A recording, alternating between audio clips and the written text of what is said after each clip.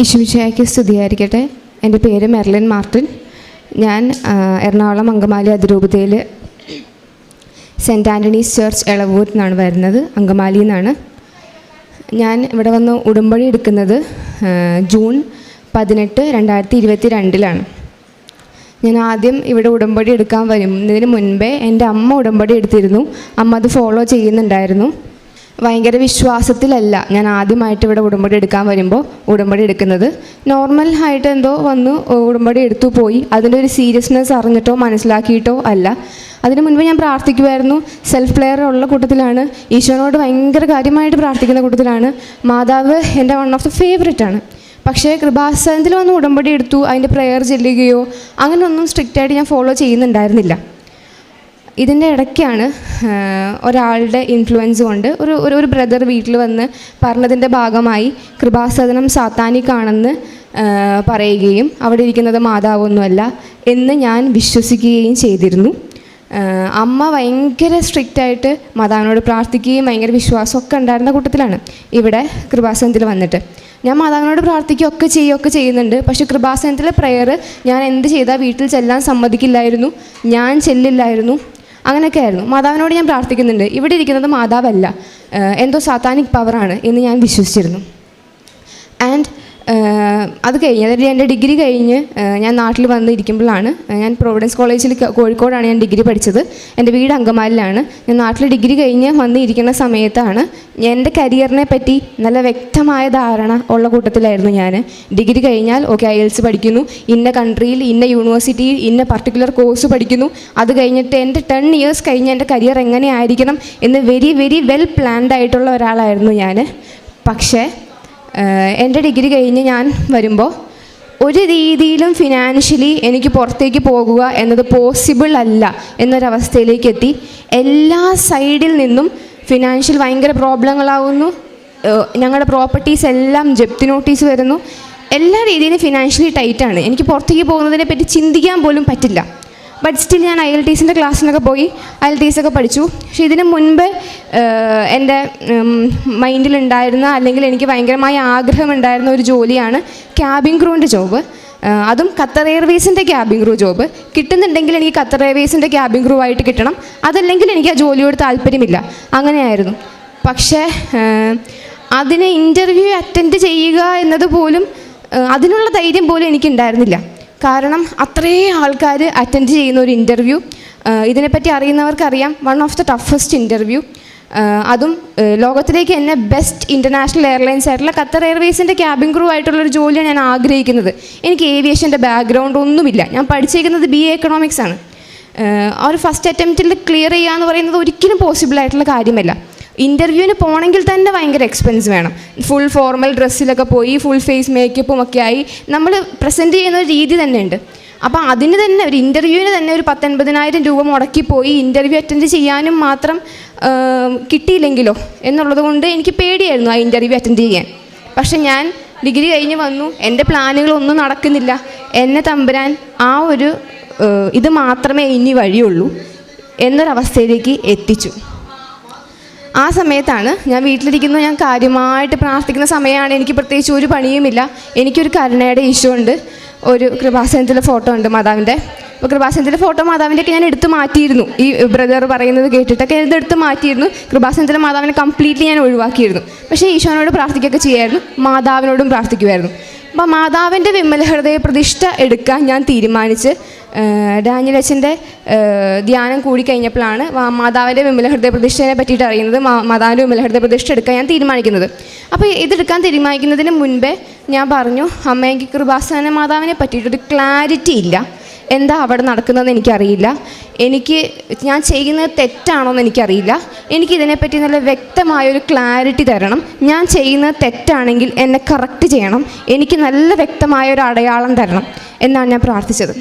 ഞാൻ വിമല ഹൃദയ പ്രതിഷ്ഠ തുടങ്ങുന്ന ദിവസം, അപ്പോൾ അമ്മ ഇവിടെ കൃപാസനത്തിൽ വരാൻ തീരുമാനിച്ച ദിവസമാണ്.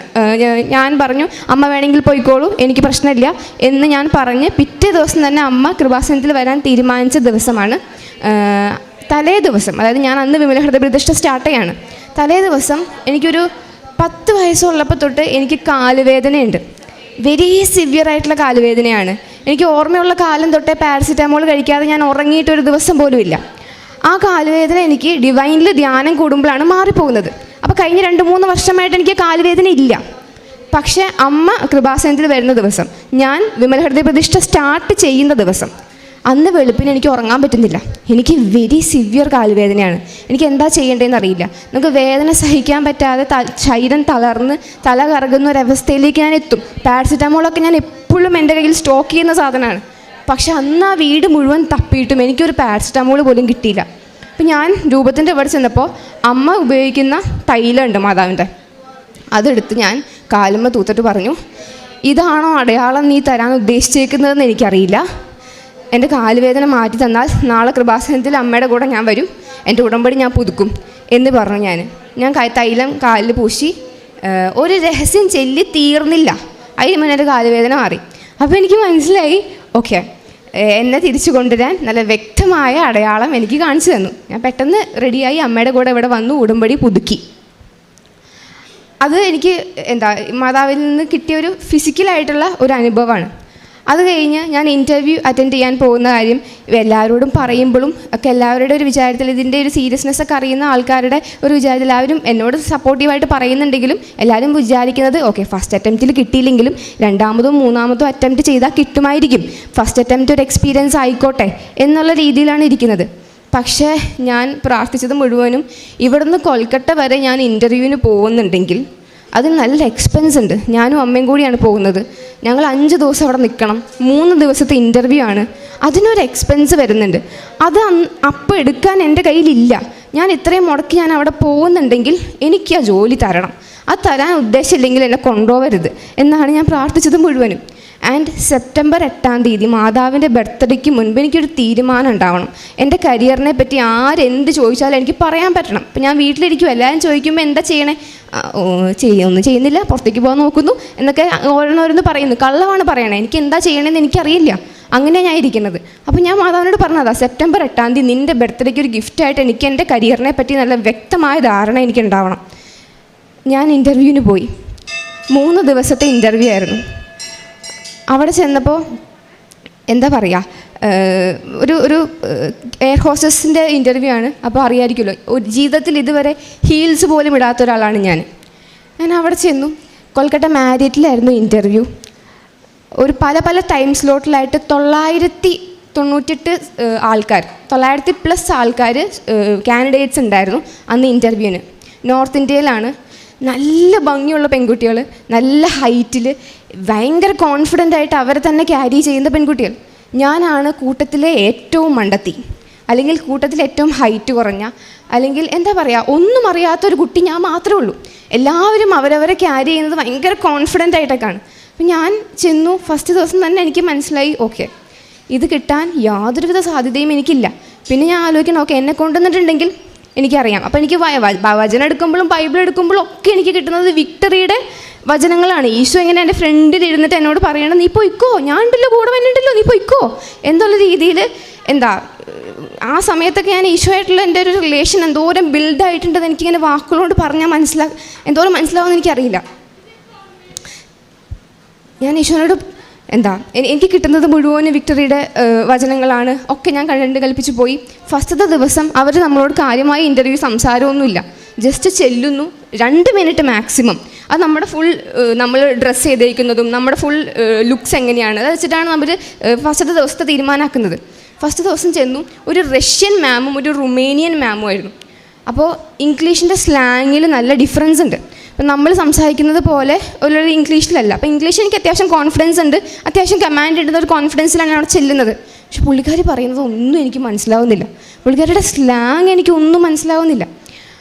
അപ്പോൾ ഞാൻ ആലോചിക്കുക, എന്താ പറഞ്ഞത്? ഞാൻ 2-3 വട്ടം ചോദിച്ചു, sorry ma'am, I don't understand you, പാടെന്നൊക്കെ 2-3 വട്ടം ചോദിച്ചു. അപ്പോൾ തന്നെ ഞാൻ വിചാരിച്ചു, ഓക്കെ, ഇന്ന് തന്നെ പോവാം, ഇന്ന് തന്നെ വീട്ടിൽ പോകാം, 3 ദിവസത്തെ ഇൻ്റർവ്യൂവിനൊന്നും വെയിറ്റ് ചെയ്യേണ്ട കാര്യമില്ല എന്ന് പറഞ്ഞു. അപ്പോൾ തന്നെ അതിന് മുന്നേ ഹൈറ്റ് ചെക്ക് ചെയ്യാൻ പറഞ്ഞു. ഇതിന് മുന്നേ കയറിയ കുറേ പെൺപിള്ളേർ എൻ്റെ മുൻപായിട്ട് കാൻഡിഡേറ്റ്സ് കയറി, ആരെക്കൊണ്ട് ഹൈറ്റ് ചെക്ക് ചെയ്യിപ്പിച്ചില്ല. ഞാൻ മാത്രമാണ് ഹൈറ്റ് ചെക്ക് ചെയ്തത്.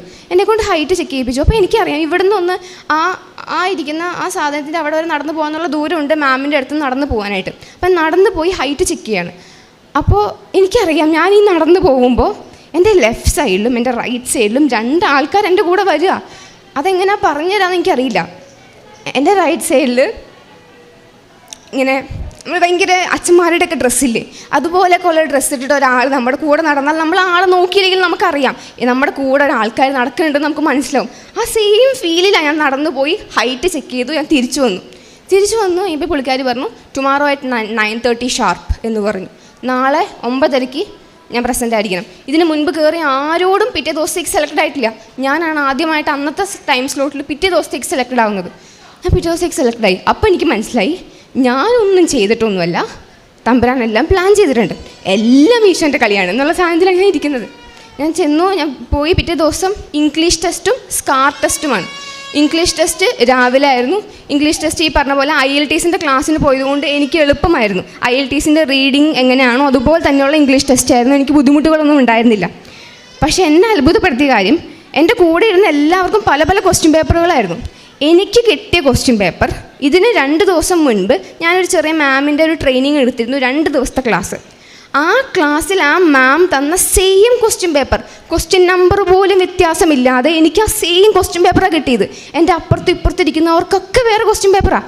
ആ ക്വസ്റ്റ്യൻസ് ഒന്ന് വായിക്കേണ്ടി പോലും എനിക്ക് വന്നില്ല. ക്വസ്റ്റ്യൻ വായിക്കുക പോലും ചെയ്യാതെ ഞാൻ OMR ഷീറ്റിൽ എല്ലാം മാർക്ക് ചെയ്ത് ആദ്യം ഞാൻ കൊണ്ടുപോയി സബ്മിറ്റ് ചെയ്തു. എനിക്കറിയായിരുന്നു എനിക്ക് കിട്ടുമായിരുന്നുള്ളത്. ആ റൗണ്ട് ഞാൻ ക്ലിയർ ചെയ്തു.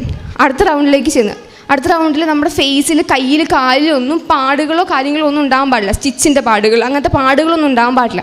അപ്പോൾ എനിക്കെൻ്റെ ഫേസിലും കൈമേയും കാലുമോ ഒന്നും പാടുകളൊന്നുമില്ല. പക്ഷേ എൻ്റെ മുട്ടുമേ നമ്മൾ മുട്ടുകുത്തി നിൽക്കുന്നതിൻ്റെ തയമ്പ് പോലത്തെ ഒരു ഡ്രൈ സ്കിന്നുണ്ട്.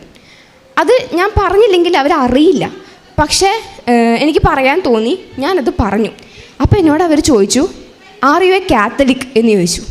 അപ്പോൾ ഞാൻ പറഞ്ഞു അതെ, ഞാൻ കാത്തലിക്കാണ് എന്ന് ഞാൻ ഭയങ്കര പ്രൗഡായിട്ട് ഞാൻ പറഞ്ഞു. അതെ, ഞാൻ ക്രിസ്ത്യാനിയാണ്, ഞാൻ കാത്തലിക്കാണ് എന്ന് ഞാൻ പറഞ്ഞു. അപ്പോൾ എന്നോട് ചോദിച്ചു, പ്രെയർ ചെയ്യുന്നത് കൊണ്ടാണോ എന്ന് ചോദിച്ചു. അപ്പോൾ ഞാൻ പറഞ്ഞു ആണ്, അതുകൊണ്ടാണ് എന്ന് പറഞ്ഞു. അപ്പോൾ പറഞ്ഞു ഇതപ്പോൾ ലൈഫ് ലോങ് ഉണ്ടാവുമോ എന്ന് ഞാൻ പറഞ്ഞു. ടേക്ക് കെയർ ചെയ്ത് കഴിഞ്ഞാൽ മാറും, എന്നാലും ലൈഫ് ലോങ് ഉണ്ടാവും എന്ന് ഞാൻ പറഞ്ഞു. ലൈഫ് ലോങ് ഉണ്ടാവുമെന്ന് ഞാൻ പറയണത് ഇതുണ്ട്, ഞാനൊരു ക്രിസ്ത്യാനിയാണ്, ഞാൻ മുട്ടുകുത്തി നിൽക്കുന്നത് കൊണ്ടാണ് എൻ്റെ കാലിൽ പാടുള്ളത്, ഇതുണ്ടായിട്ട് തന്നെ എടുക്കാൻ നിങ്ങൾക്ക് പറ്റുമെങ്കിൽ എടുത്താൽ മതി എന്നൊരു ആറ്റിറ്റ്യൂഡിലാണ് ഞാനത് പറയണത്. അപ്പോൾ അവർ പറഞ്ഞു ഓക്കെ പറഞ്ഞു. ആ ടെസ്റ്റ് ഞാൻ ക്ലിയർ ചെയ്തു. 3rd ഡേയിലേക്ക് ഞാൻ ഇൻ്റർവ്യൂവിനായി. 998 പേരിൽ നിന്ന് ഇൻ്റർവ്യൂ സ്റ്റാർട്ട് ചെയ്ത് 3ാമത്തെ ദിവസം ഇൻ്റർവ്യൂവിൽ കയറുമ്പോൾ 25 പേരുള്ളൂ ഞങ്ങൾ. അതിലാകെ ഒരു മലയാളിയേ ഉള്ളൂ ഞാൻ. ലാസ്റ്റ് ദിവസത്തെ റിസൾട്ട് നമുക്ക് അന്ന് തന്നെ അറിയാൻ പറ്റില്ല. അപ്പോൾ ഞാൻ പരിശോധനയോട് പറഞ്ഞത് എനിക്ക് എനിക്കൊന്ന് തൃപ്തിയാവണം ഞാൻ പെർഫോം ചെയ്യുന്നതിൽ, എനിക്കൊരു സാറ്റിസ്ഫാക്ഷൻ വേണം. കിട്ടുമോ കിട്ടാതിരിക്കുകയോ ചെയ്തോട്ടെ. ഞാൻ കയറുന്നതിന് മുൻപ് എനിക്കിന് ടെൻഷൻ ആവുന്നുണ്ട്. അപ്പം ഞാൻ പറയുന്നുണ്ട്, പരിശുദ്ധാത്മാവേ നീ എനിക്ക് പകരം സംസാരിച്ചോണേ, അമ്മ മാതാവേ നീ എൻ്റെ റൈറ്റ് സൈഡിൽ നിൽക്കണേ, ഈശോയെ നീ എൻ്റെ ലെഫ്റ്റ് സൈഡിൽ നിൽക്കണേ എന്നുള്ള പറഞ്ഞിട്ടാണ് ഞാൻ കയറുന്നതൊക്കെ. പക്ഷെ എനിക്ക് ടെൻഷൻ ആവുന്നുണ്ട്. അപ്പോൾ ഞാൻ കയറാൻ പോകുന്നതിന് മുൻപ് ഞാൻ നിൽക്കുന്ന ഡോറിൻ്റെ ഈ സൈഡിലൊരു ഭിത്തിയാണ്, ഈ സൈഡിലൊന്നുമില്ല. അപ്പോൾ ഞാൻ ഇങ്ങനെ കയറാൻ പോകും. അപ്പോൾ എൻ്റെ മൈൻഡിൽ ഇതിന് മുൻപ് ഇതുവരെ അങ്ങനെ തോന്നിയിട്ടില്ല. ഇതിന് മുന്നേ എനിക്ക് തോന്നുകയാണ്, നീ എന്തിനാ പേടിക്കണേ, ഈ ലോകത്തിലേക്ക് ഏറ്റവും പവർഫുള്ളായിട്ടുള്ളൊരു രാജാവിൻ്റെ മോളാണ് നീ എന്തിനാ പേടിക്കണേ. ഖത്തർ എയർവേസ് എന്ന് പറയുന്നത് ഖത്തർ ഗവൺമെൻറ്റിൻ്റെയാണ്. അതിലേക്ക് എത്ര പവർഫുള്ളായിട്ടുള്ളൊരു രാജാവിൻ്റെ മോളാണ് നീ ആരെയും പേടിക്കണേ എന്നുള്ള സാധനം എൻ്റെ അടുത്ത് നിന്ന് ഒരാൾ എനിക്ക് പറഞ്ഞു തരാം. ഈ സാധനം കേട്ടതും എനിക്കുണ്ടായ കോൺഫിഡൻസ് എന്തോരാണെന്ന് എനിക്ക് പറഞ്ഞറിയിക്കാൻ പറ്റില്ല. ഞാൻ കയറി വെരി കോൺഫിഡൻ്റലി ഞാൻ സംസാരിച്ചു. ഞാനല്ല സംസാരിച്ചത്, ഫുള്ള് പരിശുദ്ധാത്മാവാണ് സംസാരിച്ചത്. പരിശുദ്ധാത്മാവ് എനിക്ക് പകരമായിട്ട് എല്ലാം സംസാരിച്ചു. വെരി കോൺഫിഡൻ്റലി ഞാൻ ഇറങ്ങി. എന്നോട് പിറ്റേ ദിവസം എങ്ങനെയാണ്, പിന്നെ കുറേ സ്റ്റെപ്പുകളുണ്ട് അത് കഴിഞ്ഞുള്ള സ്റ്റെപ്പുകൾ എനിക്ക് എക്സ്പ്ലെയിൻ ചെയ്തു തന്നു. അപ്പോൾ എനിക്കൊരു കോൺഫിഡൻസ് ആയി, ഓക്കെ സെലക്റ്റഡ് ആവുമായിരിക്കും എന്ന്. അപ്പോൾ ആ മാം പറഞ്ഞു 48 മണിക്കൂർ തൊട്ട് 15 ദിവസത്തിനുള്ളിൽ നിങ്ങളെ അറിയിക്കും എന്താണ് എന്നുള്ളത്. അപ്പോൾ ഞാൻ അവിടെ നിന്ന് ആ ഡോർ തുറന്ന് പുറത്തേക്ക് ഇറങ്ങിയപ്പോഴേക്കും ഞാൻ മാതാവിനോട് പറഞ്ഞു, അമ്മേ സമയച്ചുരുക്കത്തിൻ്റെ അമ്മ, നീ 48 മണിക്കൂറിനുള്ളിൽ എനിക്ക് കൺഫർമേഷൻ കിട്ടണം എന്ന് ഞാൻ പറഞ്ഞു. ഞങ്ങൾ കൊൽക്കട്ടയിൽ നിന്ന് ഇവിടെ വന്നു. ഉച്ചയ്ക്ക് 12 മണിയായി. കറക്റ്റ് 48 മണിക്കൂർ എനിക്ക് മെയിൽ വന്നു കൺഫർമേഷൻ്റെ. ബ്ലൂ ബാക്ക്ഗ്രൗണ്ട് ഫോട്ടോൻ്റെ മെയിൽ വന്നു. നമുക്കൊരു 75% നമുക്ക് ഉറപ്പിക്കാവുന്നൊരു ലെവലിലേക്ക് എത്തി. അത് കഴിഞ്ഞിട്ട് കാര്യങ്ങളൊക്കെ സ്ലോ ആയി. എൻ്റെ കൂടെ സെലക്റ്റായ 8 പേരിൽ 7 പേരും പോയി. 7 പേർക്കും ഓഫർ ലെറ്റർ വന്നു. ഓഫർ ലെറ്റർ വന്നാലേ നമുക്ക് കൺഫേം ചെയ്യാൻ പറ്റുക. ഇത് നമുക്ക് ആരോടും ചോദിക്കാനോ ഒന്നും ആക്കാനോ പറ്റില്ല. ഇവർക്കൊക്കെ ഓഫർ ലെറ്റർ വന്നു, എനിക്ക് മാത്രം ഓഫർ ലെറ്റർ വന്നിട്ടില്ല. എന്നാൽ ഞാൻ ചെയ്യുന്നൊരു കാര്യം എനിക്കിപ്പോൾ ഈ ദിവസങ്ങളിലൊന്നും എനിക്കൊരു പണിയില്ല. 5-6 മാസമായിട്ട് ഞാൻ വീട്ടിൽ വെറുതെ ഇരിക്കുകയാണ്. എനിക്ക് എൻ്റെ ഒരു കരുണയുടെ ഈശോ ഉണ്ട്. ഞാൻ മാത്രമേ വീട്ടിലുള്ളൂ. ഒരു ബൈബിളുണ്ട്. ഞാൻ 24 മണിക്കൂർ ഈശോനോടും മാതാവിനോട് സംസാരിക്കുക. ബൈബിൾ തുറക്കുമ്പോഴൊക്കെ എനിക്കറിയാം ഈശോനോട് സംസാരിക്കുകയാണെന്നുള്ളത്. നമുക്ക് ശരിക്കും മനസ്സിലാവും. നമ്മുടെ അടുത്തിങ്ങനെ ഒരാളിരുന്ന് നമ്മളോട് സംസാരിക്കുന്ന നമുക്ക് മനസ്സിലാവും. അത് മാത്രം ഞാൻ ചെയ്യണേ. അപ്പം ഞാൻ ആലോചിക്കും എനിക്ക് മാത്രം എന്താ വരാത്തേ. പിന്നെ ഞാൻ ആലോചിക്കും ഓക്കെ, എനിക്ക് വേണ്ടിയിട്ട് എന്തോ കാര്യമായിട്ട് ഖത്തറിൽ ചെയ്തുകൊണ്ടിരിക്കുകയാണ്, അതുകൊണ്ടാണ് എനിക്ക് വരാത്തത് എന്ന കോൺഫിഡൻസിലാണ് ഞാൻ നിൽക്കണേ. ഒക്ടോബർ മാസം ഞാൻ യൂണിറ്റിലൊക്കെ വചനം പറയാറുണ്ട്. ഒക്ടോബർ മാസം കൊന്തയുടെ അന്ന് കൊന്തയ്ക്ക് സാക്ഷി ഇങ്ങനെ ഒരു എന്തെങ്കിലും വചനം പറയാമെന്നുള്ള രീതിയിൽ മാതാവിനെ പറ്റിയുള്ള അനുഭവം പറയാൻ ഞാൻ ഈ അനുഭവം പറഞ്ഞു. അപ്പോഴാണ് എൻ്റെ നാട്ടുകാരെല്ലാവരും അറിയുന്നത് ഓക്കെ ഇവരെവിടെയോ ഇൻ്റർവ്യൂവിനൊക്കെ പോയി അങ്ങനെയൊക്കെ ആക്കിക്കണം. എനിക്ക് അപ്പോഴും കൺഫർമേഷൻ വന്നിട്ടില്ല. പക്ഷേ അത് കഴിഞ്ഞപ്പോൾ ഞാൻ ആലോചിക്കുക, ഇതിനി വന്നില്ലെങ്കിൽ ഇവരെല്ലാവരുടെ മുമ്പിൽ ഞാൻ നാണം കെട്ടുപോകും, ഞാൻ ഒന്നും അല്ലാണ്ടായി പോവും.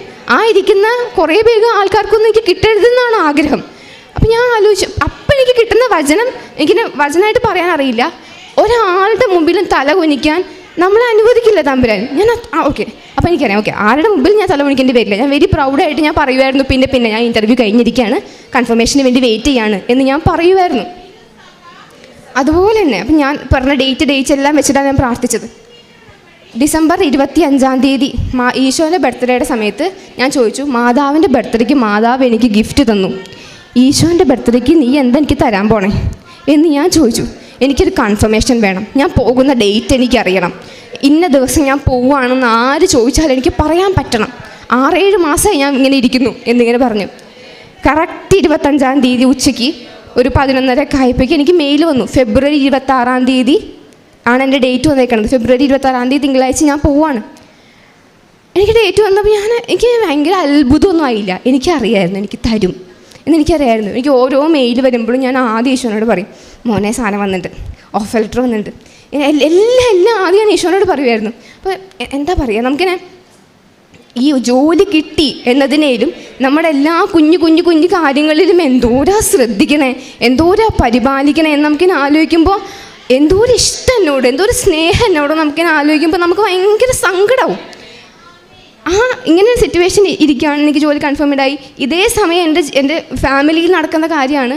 കഴിഞ്ഞ 13 വർഷമായിട്ട് ആൽക്കഹോൾ കഴിക്കാത്ത ആളാണ് എൻ്റെ അപ്പൻ. അതിന് മുൻപ് ഭയങ്കര അഡിക്ഷനായിരുന്നു, ഭയങ്കര അഡിക്റ്റീവായിരുന്നു. ഫിനാൻഷ്യലി ഞങ്ങളെല്ലാം തകർന്നൊരവസ്ഥയിൽ നിന്ന് കഴിഞ്ഞ 13 വർഷമായിട്ട് കഴിക്കാത്ത ഒരാൾ കഴിഞ്ഞ 1 വർഷമായിട്ട് ഞങ്ങളുടെ പള്ളിയിലെ പെരുന്നാളിന് വീണ്ടും കഴിച്ചു തുടങ്ങി. ഞങ്ങൾക്കെല്ലാവർക്കും അത്ഭുതമായി, എന്താ അപ്പച്ചൻ വീണ്ടും കഴിച്ചു തുടങ്ങാനെന്ന്. വീണ്ടും കഴിച്ചു തുടങ്ങി. സാധാരണ മനുഷ്യന്മാർ കഴിക്കുന്നത് പോലെ ആൽക്കഹോൾ അല്ല അച്ഛൻ കഴിക്കുക. രാവിലെ തൊട്ട് വൈകുന്നേരം വരെ ആൽക്കഹോൾ കഴിക്കും. അച്ഛൻ്റെ ഹെൽത്ത് പറയുന്നത് മാസങ്ങൾ കൊണ്ട് തന്നെ അച്ഛൻ്റെ ഹെൽത്ത് വളരെ മോശമായി. അപ്പം ഞാനും ഇപ്പം എൻ്റെ അനിയൻ ജർമ്മൻ ലാംഗ്വേജ് പഠിച്ച് പോകാൻ നിൽക്കുക. അപ്പം ഞങ്ങൾ പറയും, നമ്മൾ ഇനി വരുമ്പോൾ അച്ഛനിവിടെ ഉണ്ടാവുമോ എന്ന് ചോദിക്കുമായിരുന്നു ഞങ്ങൾ. അച്ഛൻ്റെ ഹെൽത്ത് അത്രയ്ക്ക് മോശമായിരുന്നു. അപ്പം ഞാൻ മാതാവിനോട് ഞാൻ പറയാറുണ്ട്, അമ്മ നിനക്കറിയാലോ ഒരപ്പൻ്റെ അമ്മയുടെയും ഇമ്പോർട്ടൻസ് നിനക്കറിയാലോ. എൻ്റെ വീട്ടിൽ സമാധാനം എന്ന് പറഞ്ഞ സാധനം ഇല്ല. എനിക്ക് 3 അനിയന്മാരാണ്. എൻ്റെ മക്കൾ കരഞ്ഞ് ഞാൻ കാണുക. ഇവർ 3 ആമ്പിള്ളേരല്ലേ, ഇവർ കരഞ്ഞ് കാണുമ്പോൾ നമുക്ക് നമ്മളോട് ഇല്ലാണ്ടാവൂലേ. അപ്പോൾ ഇവർ കരഞ്ഞ് കാണുക ഞാൻ. അപ്പോൾ ഇവരാരും അങ്ങനെ എക്സ്പ്രസ് ചെയ്യുന്ന കൂട്ടത്തിലൊന്നുമല്ല. ഇവരൊക്കെ കരയാന്ന് പറഞ്ഞാൽ അവർക്ക് അത്രയും എക്സ്ട്രീം ആയിക്കണത്. ഫിനാൻഷ്യലി ഒരു രീതിയിൽ നമുക്ക് അനങ്ങാൻ പറ്റുന്നില്ല എന്നൊരവസ്ഥയിലായിക്കണം. ജപ്തി നോട്ടീസ് എന്ന് വേണം ജപ്തി എന്നൊരവസ്ഥയിലായിക്കണം. ഒന്നും നമുക്ക് ചെയ്യാനില്ല, എല്ലാ സൈഡിൽ നിന്ന് ലോക്കാണ്. എന്നിട്ട് അച്ഛൻ എന്താ കഴിക്കണേ, എന്നിട്ട് ഞങ്ങൾക്ക് അച്ഛൻ കഴിക്കുന്നു എന്നുള്ളതായിരുന്നു ഞങ്ങളുടെ ഏറ്റവും വലിയ പ്രശ്നം. ഞാൻ മാതാവിനോട് പറഞ്ഞു, നിനക്കറിയാം അപ്പൻ്റെ അമ്മയുടെയും വില, എനിക്കെൻ്റെ അപ്പനെ വേണം എന്ന് ഞാൻ പറഞ്ഞ് പ്രാർത്ഥിച്ചു. ഇന്ന് ഞാനിവിടെ വന്ന് നിൽക്കുമ്പോൾ എൻ്റെ വീട് സ്വർഗ്ഗമാണ്. അത് ഇപ്പം എങ്ങനെ പറഞ്ഞാൽ മനസ്സിലാവാന്ന് എനിക്കറിയില്ല. അപ്പം ഞാൻ ആകെ പ്രാർത്ഥിച്ചത് മദ്യപാനം ഒന്ന് മാറ്റിത്തരണേന്നാണ്. പക്ഷേ ഇപ്പോൾ മദ്യപാനം മാറണത് മാത്രമല്ല, ഞാൻ ആഗ്രഹിച്ചിട്ടുണ്ട്. ഇവിടെ ഇപ്പോൾ കൃപാസനത്തിൽ വരുമ്പോൾ എൻ്റെ പള്ളിയിലൊക്കെ വരുമ്പോൾ ഫ്രണ്ടിൽ എൻ്റെ അപ്പൻ്റെ പ്രായമുള്ള ചേട്ടന്മാരൊക്കെ നിന്ന് കുർബാന കാണുകയും കൈ വിരിച്ചു വെച്ച് പ്രാർത്ഥിക്കുകയൊക്കെ ചെയ്യുമ്പോൾ ഞാൻ ആഗ്രഹിച്ചിട്ടുണ്ട് എൻ്റെ അപ്പൻ അവിടെ ഉണ്ടായിരുന്നെങ്കിൽ, എൻ്റെ അപ്പൻ അങ്ങനെ ആയിരുന്നെങ്കിൽ ഞാൻ ആഗ്രഹിച്ചിട്ടുണ്ട്. ഇന്ന് എൻ്റെ അപ്പൻ രാവിലെ എഴുന്നേറ്റാൽ എൻ്റെ അച്ഛനും അമ്മയും കൂടെ ഒരുമിച്ച് അവർ കൊന്തെത്തിച്ച് കഴിഞ്ഞിട്ടാണ് ഞങ്ങളെ വിളിച്ച് എഴുന്നേൽപ്പിക്കുക. ഞങ്ങളെല്ലാവരും പള്ളിയിൽ പോകും. ഞങ്ങൾക്ക് ഹോട്ടലാണ് കഴിഞ്ഞ 22 വർഷമായിട്ട്. അത് കഴിഞ്ഞ് വന്നിട്ടാണ് ഞങ്ങൾ കട തുറക്കണേ. ഞായറാഴ്ച ദിവസം പോലും കട അടയ്ക്കാത്ത ആളായിരുന്നു. അത് കഴിഞ്ഞ് വന്നിട്ടാണ് കട തുറക്കണത്. അത് കഴിഞ്ഞ് വന്ന് എല്ലാവരും കൂടെ രാത്രി ഒരുമിച്ചിരുന്ന് പ്രാർത്ഥന കഴിഞ്ഞ് ഞങ്ങളുടെ 4 പേരുടെ തലയിലും അച്ഛൻ കൈവച്ച് പ്രാർത്ഥിച്ച് അതും കഴിഞ്ഞ് ഇവർ 2 ആളും ഒറ്റയ്ക്ക് കൊന്തെത്തിച്ചിട്ടാണ് ഇന്ന് എൻ്റെ അപ്പനും അമ്മയും കിടക്കണത്. എനിക്ക് വിശ്വസിക്കാൻ പറ്റാത്ത മാറ്റമാണ് എൻ്റെ അപ്പന്. 1-12 ചൂടാവുന്ന ടൈപ്പ് ഓഫ് ക്യാരക്ടറാണ് എൻ്റെ അപ്പൻ്റെ. പക്ഷേ കഴിഞ്ഞ ഒരാഴ്ചയായിട്ട് അച്ഛൻ ദേഷ്യപ്പെട്ട് ഞങ്ങൾ കാണുന്നില്ല. അച്ഛനും അമ്മയും തമ്മിലുള്ള സ്നേഹം കാണുമ്പോൾ ഞങ്ങൾക്ക് സന്തോഷം കൊണ്ട് എന്താ പറയേണ്ടതെന്ന് അറിയില്ല. ലിറ്ററലി നമ്മൾ പറയില്ലേ, ഞാൻ ഈശോനോടും മാതാവിനോട് ചോദിച്ചിട്ടുണ്ട്, ഞാൻ ഒരു ദിവസം എനിക്ക് സമാധാനം തരും എൻ്റെ വീട്ടിൽ നിന്ന്. ഇന്ന് എൻ്റെ വീട് സ്വർഗ്ഗമാണ്. അതെങ്ങനെ എനിക്ക് പറഞ്ഞു തരേണ്ടതെന്ന് അറിയില്ല. അങ്ങനെ ഓരോ കാര്യങ്ങളിലും ഇങ്ങനെ ഈശോയും മാതാവും ഇങ്ങനെ നമ്മളിങ്ങനെ കൂടെ കൊണ്ടു നടക്കില്ലേ. ഇന്ന് എനിക്ക് ഭയങ്കര പ്രൗഡായിട്ട് പറയാൻ പറ്റും, എനിക്ക് എൻ്റെ ജോലിയല്ല, എനിക്ക് എൻ്റെ ആരോഗ്യമല്ല, എനിക്ക് എൻ്റെ ഫാമിലി അല്ല, എന്തു പോയാലും I know that man will be there for me എന്നുള്ളത് എനിക്കറിയാം. അല്ലെങ്കിൽ എനിക്ക് ഈശോനോടുള്ള ബന്ധം അത്രയും കൂടിക്കണ്. അപ്പാന്ന് വിളിക്കാനും എടാ എന്നെ കൊണ്ട് കഴിയണില്ല എന്ന് പറയാനും ഒന്നുള്ള റിലേഷൻ എന്തോരം കൂടിക്കണമെന്ന് എനിക്കത് പറഞ്ഞുതരാൻ അറിയില്ല. വേറെ ഒന്നുമില്ലെങ്കിലും അവനുണ്ടാവും, അവനുണ്ടെങ്കിൽ എല്ലാം നടക്കും. ഇനി ഇതൊക്കെ എളുപ്പത്തിൽ നടക്കാൻ അമ്മയുടെ മോനോടൊന്ന് പറയണം കേട്ടോ, ഞാൻ ഇങ്ങനെ പറഞ്ഞിട്ടുണ്ട് എന്ന് പറഞ്ഞാൽ കണ്ണടച്ച് തുറക്കാനുള്ള കാര്യങ്ങൾ എല്ലാം ലൈഫിൽ മാറും എന്ന് ഞാൻ എൻ്റെ ജീവിതം കൊണ്ട് പഠിച്ചതാണ്. ഇനി എന്ത് പ്രശ്നം വന്നാലും ഒരു സെക്കൻഡ് പോലും ഒന്ന് വിറയ്ക്കുക പോലും ചെയ്യാതെ I will be like I am the daughter of the most powerful king in the world എന്ന് എനിക്ക് അത്രയ്ക്ക് ധൈര്യത്തിൽ പറയാൻ പറ്റും. കാരുണ്യ പ്രവർത്തനമായിട്ട് ഞാൻ ചെയ്യലെന്ന് പറഞ്ഞാൽ ഞങ്ങളുടെ നാട്ടിൽ തന്നെ ഒരു ചേട്ടനുണ്ട്, ആൾ വയ്യാത്തൊരാളാണ്. അപ്പോൾ ആൾക്ക് ഫുഡ് കൊടുക്കലും അങ്ങനെയൊക്കെയാണ്. ഞാൻ ഫുഡും അല്ലെങ്കിൽ ഇപ്പോൾ ഞാൻ ട്യൂഷനൊക്കെ എടുക്കാറുണ്ടായിരുന്നു. അപ്പോൾ അതിൻ്റെ പൈസയ്ക്ക് ആൾക്ക് വേണ്ടിയിട്ട് എന്തെങ്കിലുമൊക്കെ ചെയ്യലാണ് സാധാരണ ഞാൻ ചെയ്യൽ കാരുണ്യ പ്രവർത്തനമായിട്ട്.